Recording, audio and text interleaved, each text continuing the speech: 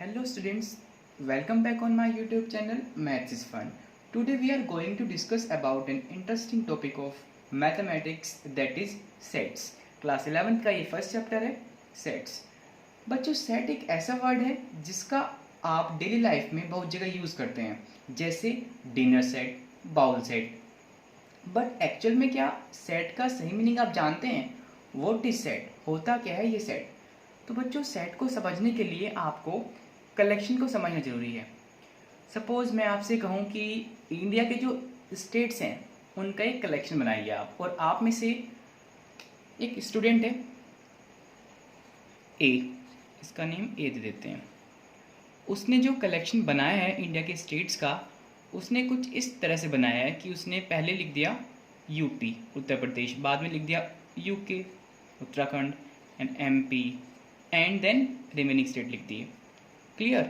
दूसरा स्टूडेंट है बी, उसने क्या किया, हो सकता है वो एमपी को पहले लिख दे, देन यूके लिखे, फिर यूपी लिख दे, देन रिमेनिंग स्टेट लिख दे. थर्ड स्टूडेंट है सी, अब ये हो सकता है ये कोई नया स्टेट पहले लिख दे, देन फिर एमपी लिखे, फिर यूके लिखे, देन रिमेनिंग स्टेट लिखे. अब जो बच्चों ए का कलेक्शन होगा, बी का कलेक्शन होगा और जो सी का कलेक्शन है, उनमें एक बात कॉमन होगी. वो क्या है कि ए भी सारे स्टेट लिखेगा, बी भी सारे स्टेट लिखेगा और सी भी सारे ही स्टेट लिखेगा. लेकिन डिफरेंस क्या होगा कि इसका सीक्वेंस कुछ और होगा, इसका सीक्वेंस कुछ और रहेगा और इसका सीक्वेंस कुछ और रहेगा. क्लियर हुआ? लेकिन जो स्टेट्स ए में हैं वो सारे स्टेट बी में होंगे एंड वो सारे ही सी में होंगे, बिकॉज स्टेट सभी के लिए सेम है. अब चाहे ए बनाए, बी बनाए और सी बनाए. क्लियर? तो ये तो हुआ एक कलेक्शन. अब एक दूसरे कलेक्शन की बात करते हैं. अब बच्चों मैं आपसे कहूँ कि 5 ऐसे स्टेट का कलेक्शन बनाइए जो आपको अच्छे लगते हैं या जो आपके फेवरेट हैं. सपोज यही मैंने स्टूडेंट लिए हैं बच्चों. सो जो ए के फेवरेट स्टेट हैं या जो इसको अच्छे लगते हैं, इसने सपोज बनाया एमपी, इसने फिर लिख दिया गुजरात, ठीक है, और इसने लिखा Jammu and Kashmir, and 2 state इसने और कोई लिख दिए. ऐसे ही इसने अपने फेवरेट लिखे या जो इसको अच्छे लगते हैं इसने वो लिखे. ऐसे ही जो सी है उसने लिख दिया अपने. अब बच्चों जो ये 2 कलेक्शन हमारे पास बन के आए हैं, इनको यह ध्यान से देखिए. जो ये कलेक्शन है, ये कैसा कलेक्शन है? जो इनके फेवरेट स्टेट्स हैं, ये उनका कलेक्शन है. तो जैसे हमने इसमें देखा था, ये किसका कलेक्शन था? जो इंडिया के स्टेट्स हैं ये उनका कलेक्शन है, इंडिया के स्टेट्स का कलेक्शन है ये. और ये किनका कलेक्शन है? जो ये स्टूडेंट हैं इनके फेवरेट 5 स्टेट्स का कलेक्शन है. अब इसमें देखो, जैसे हमने यहाँ पे अभी बताया था मैंने आपको कि जो स्टेट्स ए में आ रहे हैं वही बी में होंगे और वही सी में होंगे. तो क्या इस कलेक्शन में ऐसा होगा? ए के जो 5 फेवरेट स्टेट्स हैं वो हो सकता है बी से डिफरेंट हो और बी के सी से डिफरेंट हो. यानी कि इसमें जरूरी नहीं है कि जो ये कलेक्शन हो वही ये हो और वही ये हो. इसमें तीनों के डिफरेंट भी हो सकते हैं. डिफरेंट कैसे हो सकते हैं बच्चों? जो फेवरेट वर्ड है ये आपका वेल डिफाइन नहीं है. वेल डिफाइन का मतलब ये है कि ये पर्सन टू पर्सन वेरी करता है. हो सकता है ए की चॉइस कुछ और हो, बी की कुछ और हो और सी की कोई और हो. ठीक है स्टूडेंट्स? बट यहाँ पे ऐसा नहीं है. यहाँ पर जो कलेक्शन ए का है वही बी का रहेगा, वही सी का रहेगा. बस डिफरेंस ये है कि इनका सीक्वेंस कुछ भी हो सकता है. ठीक है? लेकिन जो स्टेट्स लिखे हैं वो ए, बी और सी के सेम रहेंगी. लेकिन इस वाले केस में यहाँ पे ए, बी, सी के जो कलेक्शन है वो सेम नहीं रहेगा, बिकॉज वो उनके चॉइस पे डिपेंड कर रहा है. क्लियर? तो एक ऐसी चीज़ जो सभी के लिए सेम रहे, जैसे यहाँ पे क्या है, स्टेट्स ऑफ इंडिया, चाहे वो ए बनाए, बी बनाए, हो सकता है मैं बनाऊँ या आप बनाएं, हम सभी का जो कलेक्शन है वो सेम रहेगा. लेकिन इस केस में नहीं रहेगा. तो ऐसी चीज़ जो सभी के लिए सेम रहे बच्चों, उसको हम बोलते हैं वेल डिफाइन। क्या बोलते हैं? Well define. ये कैसा कलेक्शन है? ये आपका एक वेल डिफाइन कलेक्शन है, बट ये कलेक्शन वेल डिफाइन नहीं है। ये क्यों नहीं है वेल डिफाइन? बिकॉज ये पर्सन टू पर्सन वेरी कर रहा है। ठीक है बच्चों, तो एक ऐसा कलेक्शन जो वेल डिफाइन हो, जो आपका वेल डिफाइन है, उसी को हम क्या बोलते हैं? उसी को हम सेट बोलते हैं। सो जो ये कलेक्शन है स्टेट्स ऑफ इंडिया का, ये आपका वेल डिफाइन है, तो ये क्या रहेगा? यानी कि ये सेट होगा। बट ये कलेक्शन जो 5 स्टेट्स थे बच्चों के फेवरेट, ये आपका वेल डिफाइन नहीं है, तो इस कलेक्शन को हम सेट नहीं बोल सकते। इस कलेक्शन को हम सेट नहीं बोल सकते। तो आइए बच्चों अब एक सेट की डेफिनेशन लेते हैं। Definition of set. A set is a well-defined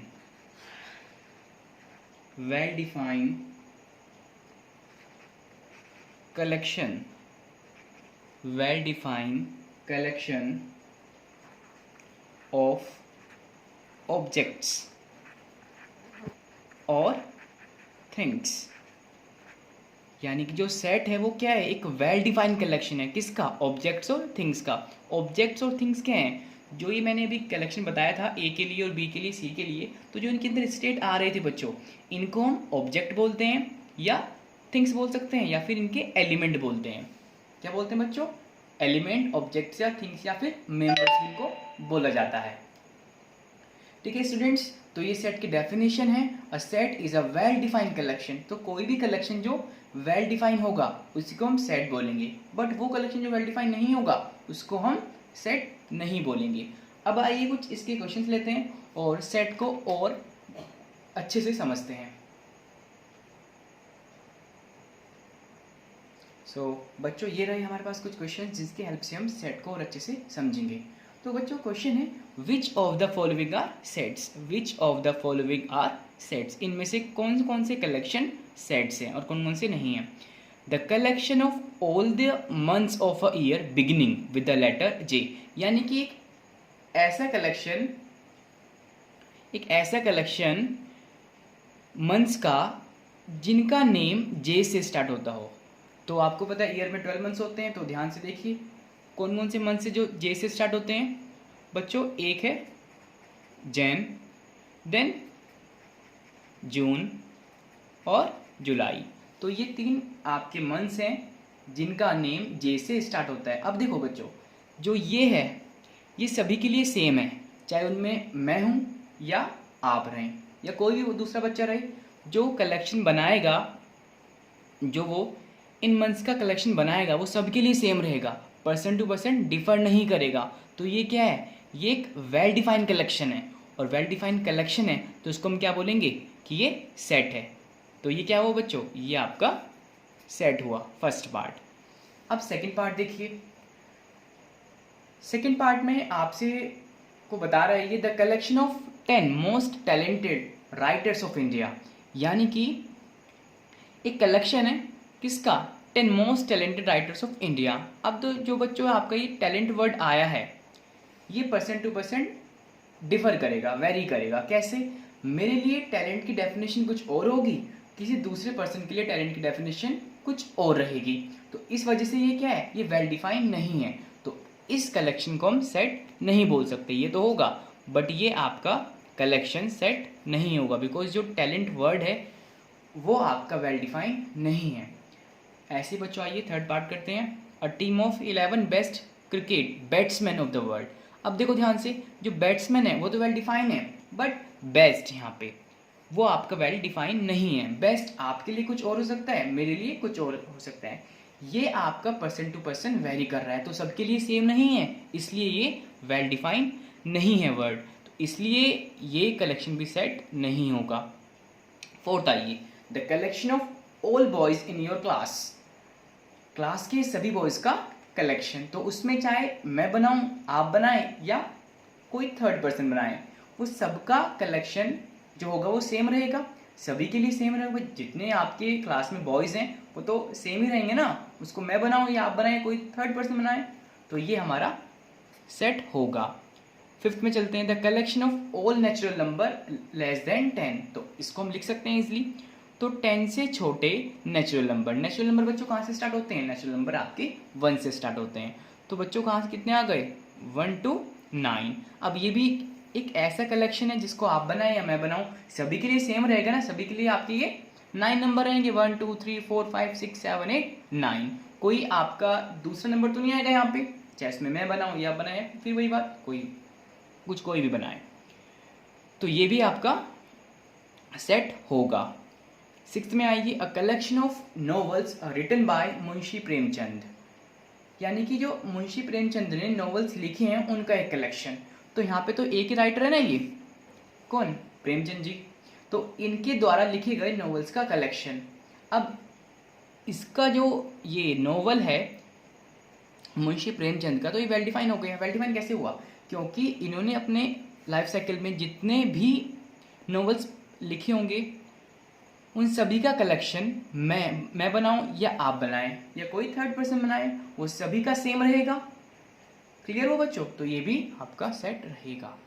the collection of questions in this chapter, इस चैप्टर में आने वाले क्वेश्चंस का कलेक्शन। तो ये भी क्या है? वेल डिफाइन है। हम इस चैप्टर में जो पढ़ेंगे सारे क्वेश्चंस का कलेक्शन बना सकते हैं, मैं बनाऊं आप बनाए, कोई भी बनाए, वो सबके लिए सेम रहेगा। आइए बच्चों, तो ये भी क्या है? सेट रहेगा। आइए लास्ट पार्ट करते हैं इसका, अ collection of most dangerous animals, most dangerous animals का कलेक्शन। अब ये क्या है? ये भी पर्सन टू पर्सन वेरी करता है। कुछ लोग ऐसे होते हैं जो घर में छिपकली को देख कर डर जाते हैं, कुछ लोग ऐसे भी होते हैं जो जंगल में लायन को देख कर भी नहीं डरते। तो ये भी क्या है? पर्सन टू पर्सन वेरी कर रहा है, तो ये भी सेट नहीं होगा। क्लियर हुआ बच्चों? तो बच्चों यहाँ पे हमने जाना कोई कलेक्शन सेट कब होता है। कोई कलेक्शन सेट तब होता है जब वो वेल डिफाइंड रहे। इफ वो कलेक्शन वेल डिफाइंड नहीं है, इट मीन्स सबके लिए एक जैसा नहीं है, तो वो आपका सेट नहीं रहेगा। तो बच्चों हम ऐसे बोल सकते हैं that every set is a collection, every set is a collection but every collection is not a set. यानी कि हर सेट एक कलेक्शन होगा बट हर एक कलेक्शन सेट नहीं होगा। तो आइए बच्चों अब कुछ मैथ्स के स्टैंडर्ड सेट्स के बारे में पढ़ते हैं। सो बच्चों ये रहे आपकी मोबाइल स्क्रीन पे मैथ्स के कुछ स्टैंडर्ड सेट्स। आइए इनको जानते हैं। N, the set of all natural number. बच्चों नेचुरल नंबर आप अच्छे से जानते हैं, जो नंबर्स आपके 1 से स्टार्ट होते हैं, 1 2 3 and so on. Class 10th में आपने अच्छे से पढ़ रखा है इनको। Z, the set of all integers, integers भी आप समझते हैं। Q, the set of all rational number. Rational number क्या होते हैं? वो नंबर्स जिनको हम पी अपॉन क्यू की फॉर्म में लिख सकते हैं, यानी कि फ्रैक्शन फॉर्म में लिख सकते हैं, बट उनका डिनोमिनेटर 0 नहीं होना चाहिए। R, the set of real number. Real numbers क्या हैं? रियल नंबर आपका रेशनल और इरेशनल दोनों नंबर का कंबाइन सेट है। Z positive. बच्चों जेड क्या था? The set of all integers. आप जानते हैं इंटीजर्स नेगेटिव भी होते हैं, पॉजिटिव भी होते हैं, और आपका 0 न्यूट्रल भी होता है। तो जो जेड पॉजिटिव है वो क्या है? Plus means the set of positive integers, plus denote करते हैं पॉजिटिव इंटीजर्स को। क्यू, क्यू क्या था? The set of all rational number. So बच्चों क्यू पॉजिटिव क्या हुआ? The set of positive rational number. Similarly Z R positive, the set of positive real number. R क्या था? The set of real number. So बच्चों यहाँ पे क्या लग गया? Positive, the set of positive real number. तो बच्चों ये कुछ स्टैंडर्ड सेट्स हैं मैथ्स के। क्लियर? और यहाँ पे आपने बच्चों एक चीज़ नोटिस की होगी कि जो सेट्स होते हैं उनको हम कैपिटल अल्फ़ाबेट से रिप्रेजेंट करते हैं। इफ़ कहीं एन लिखा है तो उसका मतलब क्या है कि वो नेचुरल नंबर का सेट है। जेड है तो उसका मतलब है कि वो ऑल इंटीजर्स का सेट्स है। ऐसे ही इन सभी का मीनिंग है। तो आइए बच्चों अब जानते हैं कि हम सेट को रिप्रेजेंट कैसे करते हैं। बच्चों बेसिकली सेट्स को दो फॉर्म में रिप्रेजेंट किया जाता है। जिसमें फर्स्ट है रोस्टर फॉर्म, ये इसको बोलते हैं टेबुलर फॉर्म। सेकंड है सेट बिल्डर फॉर्म। पहले पढ़ेंगे रोस्टर फॉर्म को, देन पढ़ेंगे सेट बिल्डर फॉर्म को। तो आइए जानते हैं बच्चों रोस्टर फॉर्म क्या होती है। इफ हमें एक सेट गिवन है, सपोज ए कोई सेट है, this set of all natural numbers less than 10। एक ऐसा सेट है उन नेचुरल नंबर का सेट जो 10 से छोटे हैं। तो 10 से छोटे नेचुरल नंबर बच्चों कौन कौन से होते हैं? 1, 2, 3, 4, 5, 6, 7, 8, 9, ये सारे वो नेचुरल नंबर जो 10 से छोटे होते हैं। अब अगर इनको हम रोस्टर फॉर्म में लिखें तो हम कैसे लिखेंगे? हम क्या करते हैं बच्चों, इन एलिमेंट्स को एक कर्ली ब्रैकेट के अंदर बंद कर देते हैं। बच्चों ब्रैकेट के अपने प्री डिफाइंड मीनिंग होते हैं जो कि आप इसी चैप्टर में आगे पढ़ेंगे। सो अगर हम इन एलिमेंट्स को एक कर्ली ब्रैकेट के अंदर बंद कर दें और इनके बीच में क्या लगा दें बच्चों? कोमा लगा दें। कोमा से इनको हम सेपरेट कर दें। तो बच्चों ये है रोस्टर फॉर्म। क्या है? Roster form. तो बच्चों रोस्टर फॉर्म में हम जनरली क्या करते हैं कि जो सेट गिवन है उसके सारे एलिमेंट्स लिखते हैं। एलिमेंट मैंने आपको बता दिया था कि जो सेट के अंदर ऑब्जेक्ट्स होते हैं, मेंबर्स होते हैं, क्लियर, उन्हीं को हम एलिमेंट्स बोल रहे हैं। से इसको ए, बिकॉज ये ऊपर ए था तो हमने इसको यहाँ पे ए नेम दे दिया। तो रोस्टर फॉर्म में हम क्या करते हैं, जो सेट हमें गिवन है उसके सारे एलिमेंट को हम लिखते हैं। दूसरी बात, उन एलिमेंट के बीच में हम कॉमास लगाते हैं, उनको कॉमा की हेल्प से सेपरेट करते हैं और उनको एक ब्रैकेट के अंदर यानी कि कर्ली ब्रैकेट के अंदर बंद कर देते हैं। तो बच्चों ये है रोस्टर फॉर्म। एक बात और बच्चों, इसमें जो एलिमेंट्स होते हैं आपके वो स्मॉल अल्फ़ाबेट में लिखे जाते हैं। यहाँ पे तो एक्चुअल में नंबर्स है ना, तो जब हम इनको अल्फ़ाबेट की फॉर्म में लिखें अगर, तो वहाँ पे हम इनको स्मॉल अल्फ़ाबेट की फॉर्म में लिखते हैं। और दूसरी बात, इनका सीक्वेंस कुछ भी हो सकता है। इनका सीक्वेंस कुछ भी हो सकता है। जो सेट आपने ए लिखा है उसको हम ऐसे लिख सकते हैं, भाई कोई बच्चे चाहे उसको 2 को पहले लिख दे, 1 बाद में लिख दे, 4 आ जाए, बाद में 5 आ जाए, और आपका 3 आ जाए, आपका देन 7 लिख दे, 8 लिख दे, 6 लिख दे, 9 लिख दे, क्लियर। तो ऐसे भी वो लिख सकते हैं। क्लियर हो बच्चों? तो इसमें हम चाहे ऐसे लिख दें चाहे ऐसे लिख दें, कुछ मैटर नहीं करता सीक्वेंस इसमें बिल्कुल भी। आप इसमें एलिमेंट्स को कैसे भी लिख सकते हैं। क्लियर हो बच्चों? तो ये थी हमारी रोस्टर फॉर्म। आइए कुछ और एग्जाम्पल की हेल्प से इनको समझते हैं। रोस्टर फॉर्म में हम एलिमेंट्स को कैसे लिखते हैं।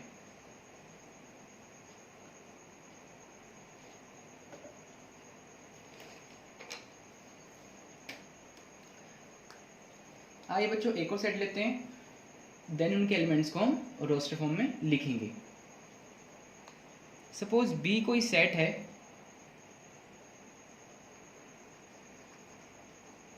The set of all vowels in English alphabet,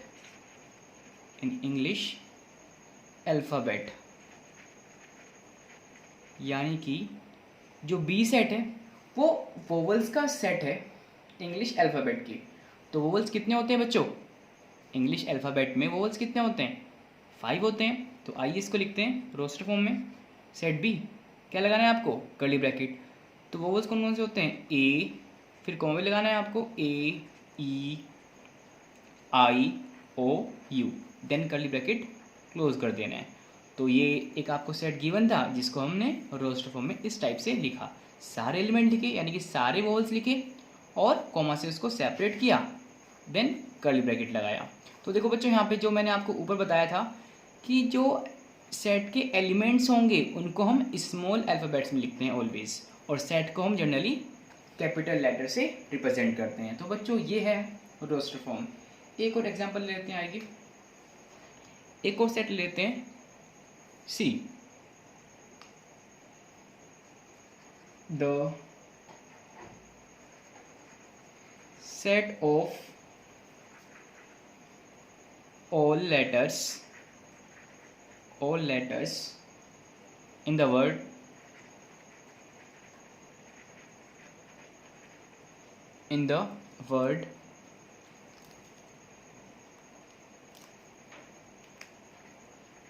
trigonometry.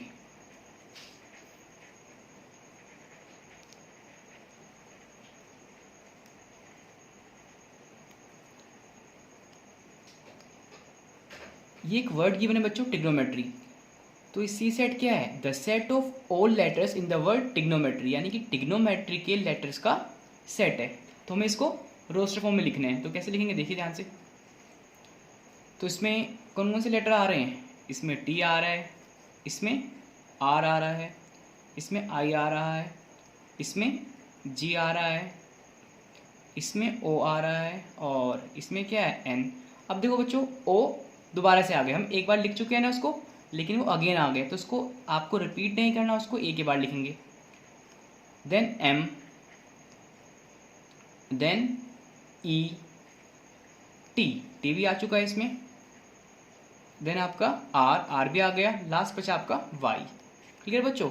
तो जब हम किसी सेट को रोस्टर फॉर्म में लिखते हैं, तो अगर एक एलिमेंट एक बार आ गया तो उसको दोबारा रिपीट नहीं करेंगे, एक ही बार उसको लिखेंगे। ठीक है बच्चों? तो ये थी आपकी सेट्स की रोस्टर फॉर्म। तो ऐसे हम सेट्स को रोस्टर फॉर्म में रिप्रेजेंट करते हैं। क्लियर हुआ बच्चों? सेट बिल्डर फॉर्म को समझने से पहले आइए एक चीज और समझते हैं। बच्चों सपोज हमारे पास एक सेट है V, और इसमें सपोज ये वोवल्स का सेट है, A, E, I, O, U। तो इसमें आपके ये 5 वोवल्स हैं। क्लियर?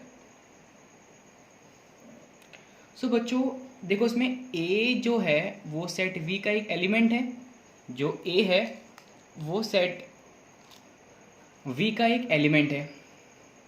अगर मुझे ये लिखना है कि सेट A V का एक एलिमेंट है, तो नॉर्मल तो हम इसको ऐसे लिखेंगे, that A is an element of set V, यानी कि जो A है वो एक एलिमेंट है किस सेट का? सेट V का। पर जनरली बच्चों हमारे लिए ये स्टेटमेंट लिखना, इट मीन्स हम मैथ्स के स्टूडेंट्स हैं, हमें स्टेटमेंट लिखना बिल्कुल पसंद नहीं होता। जैसे हम तो टेंजेंट को भी क्या लिखते हैं? 10 लिखते हैं। क्लियर? और इट मीन्स ज़्यादातर शॉर्ट फॉर्म में यूज़ करते हैं। तो इसको भी हम एक शॉर्ट वे से लिखते हैं, यानी कि एक मैथमेटिकली इसको लिखते हैं। तो बच्चों जानते हैं आइए कैसे लिखते हैं इसको। किसी भी एलिमेंट को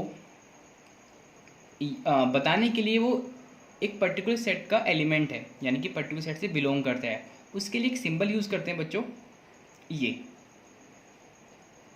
इट मीन्स सी को बना के आप बीच से कट कर दें, जिसको बोलते हैं एप्सिलॉन। क्या बोलते हैं बच्चों इसको? एप्सिलॉन। ठीक है? इस जो ये सिंबल है इसका नाम है एप्सिलॉन। वर्क क्या करता है ये इसको जानते हैं। देखिए अब हमें लिखना है कि A सेट V का एक एलिमेंट है, तो हम लिखेंगे A और ये सिंबल V, और इसको रीड कैसे करेंगे?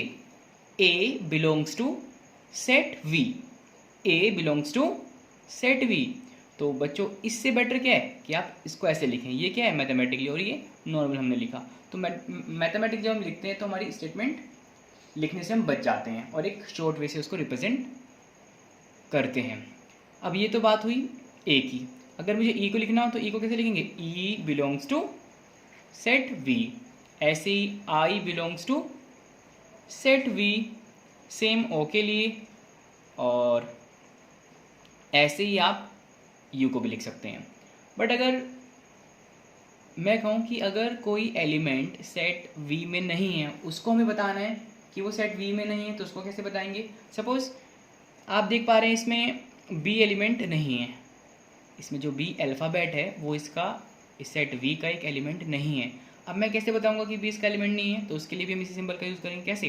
देखो ध्यान से, बी, तो ये किसका सिंबल है? बिलोंग्स टू का। अगर मैं इसी सिंबल को ऐसे लिखूँ और बीच से कट कर दूँ तो बच्चों इसका मीनिंग बन जाता है डज नॉट बिलोंग्स टू। इसको हम रीड करेंगे, B does not belongs to set V, यानी कि बी सेट वी से बिलोंग नहीं करता, बी सेट वी से बिलोंग नहीं करता। तो जब बच्चों में लिखना है कि कोई एलिमेंट किसी सेट से बिलोंग करता है तो ये सिंबल बनाते हैं, और जब हमें ये दिखाना होता है कि कोई एलिमेंट किसी सेट से बिलोंग नहीं करता, किसी सेट में नहीं है, तो उसके लिए इस सिंबल का यूज़ करते हैं। क्लियर हो बच्चों? तो आइए बच्चों, जो बात अभी हमने सीखी उसके ऊपर कुछ क्वेश्चंस करते हैं। सो बच्चों, ये हमारे पास एक क्वेश्चन है जिसमें हमें गिवन है let set A equal 1 2 3 4 5 6, insert symbol belongs to और does not belongs to in the blank spaces. तो देखिए बच्चों, सेट ए में कितने एलिमेंट है? 1 2 3 4 5 6, यानी कि इसमें आपके 6 एलिमेंट्स हैं। तो क्या इसमें 5 है? यस, डेफिनेटली है। तो 5 सेट ए से बिलोंग कर रहा है, तो सिंबल क्या आएगा? ये आएगा, 5 बिलोंग्स टू सेट ए। अब 8 में आइए, क्या 8 सेट ए में है? नहीं है, तो क्या यूज़ करेंगे? Does not belongs to. So 8 does not belongs to set A. अब देखिए, 0 है सेट ए में? बिल्कुल नहीं है।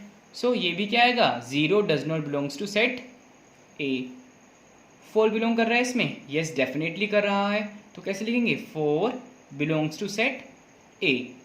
2 आ रहा है सेट ए में? Yes, 2 belongs to set A. 10, 1 2 6 ही है इसमें, तो 10 सेट ए में बिलोंग नहीं करता, तो कैसे लिखेंगे? 10 does not belongs to set A.